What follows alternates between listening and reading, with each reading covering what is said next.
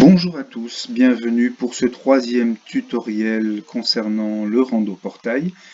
Nous avons déjà vu dans les deux précédents comment créer une activité dans le premier, puis comment mettre en ligne des widgets sur son propre site internet.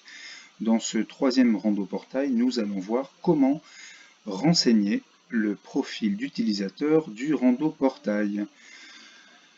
Donc pour cela, il convient de se connecter. Vous savez faire maintenant. Il faut cliquer ici en haut à droite, coin pro, se connecter, rentrer un login, un mot de passe qui sont identiques à ceux que vous utilisez pour entrer dans l'espace pro du SNAM.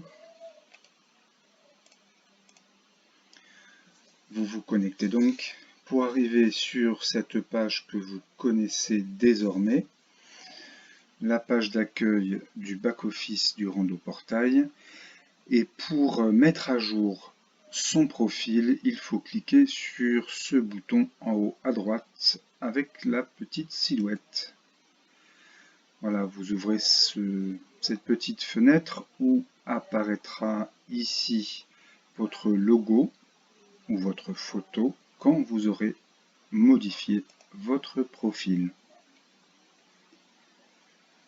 Vous arrivez sur cette page et sur l'onglet User, Utilisateur, vous pourrez renseigner l'adresse d'un site web, mettre un court texte pour vous présenter en tant que professionnel ou présenter votre structure si vous travaillez en syndicat local professionnel par exemple. Vous pourrez renseigner votre numéro de téléphone, un surnom si vous en avez un numéro de licence de tourisme si vous en avez une, mettre ici une image de profil, que ce soit une photo ou un logo, et que vous pourrez depuis cet onglet aller chercher sur votre ordinateur. Vous trouverez ici votre nom d'utilisateur, votre mail, prénom, nom, et vous pourrez renseigner ici l'adresse d'un profil Facebook, l'adresse d'une page Facebook.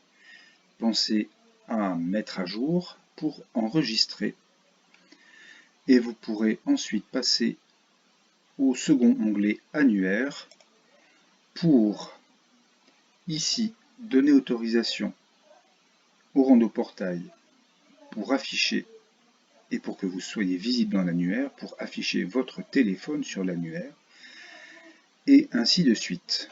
Je vous conseille de laisser toutes ces cases cochées si vous voulez être visible dans l'annuaire.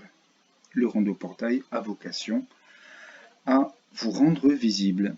Vous pourrez ici en latitude-longitude mettre les coordonnées GPS d'un autre endroit que celui de votre adresse personnelle.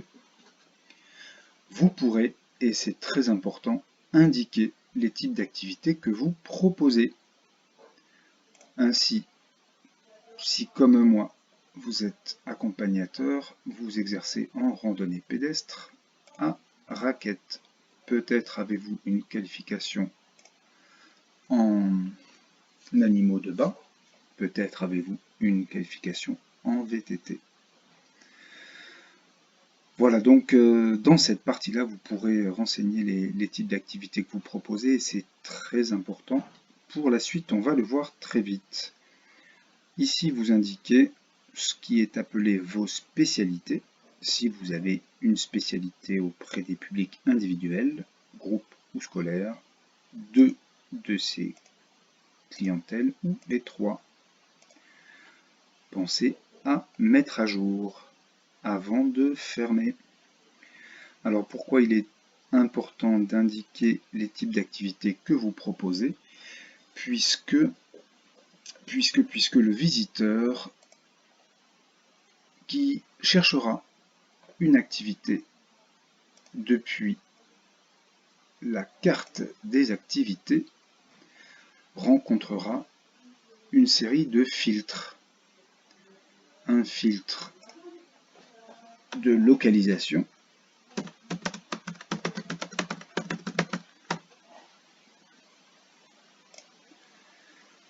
En choisissant ce filtre-là, la carte va se réduire sur un espace plus petit correspondant à celui que vous avez rentré.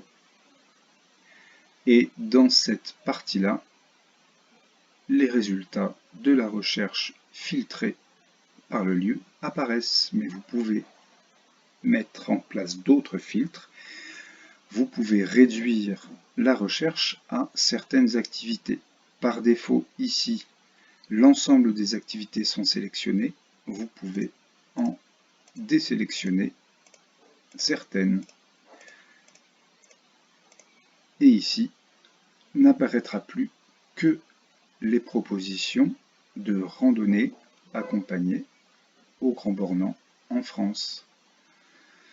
Il y a également des filtres concernant la durée, le niveau ou le prix. Voilà ce qui concernait les filtres d'activité. Mais les visiteurs auront l'occasion aussi de faire une recherche d'accompagnateurs ou de structures si vous travaillez en syndicat local professionnel dans l'annuaire.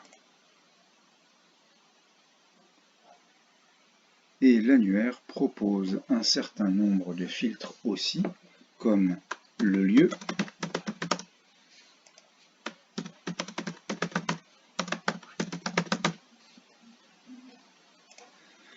un nom ou un prénom, mais également des langues. Ici, le visiteur a l'occasion de trouver tous les accompagnateurs du Grand Bornand parlant anglais. La liste apparaît ici. Ou parlant allemand. Il n'y en a pas. Et ce n'est pas forcément parce qu'il n'y a pas d'accompagnateur parlant allemand au Grand Bornand, mais peut-être tout simplement parce que les accompagnateurs parlant allemand au Grand Bornand n'ont pas renseigné les langues qu'ils parlent sur leur espace personnel du SNAM. Donc pour renseigner ces filtres-là qui apparaissent sur le rando portail, il faut se connecter à son espace professionnel sur le site du SNAM.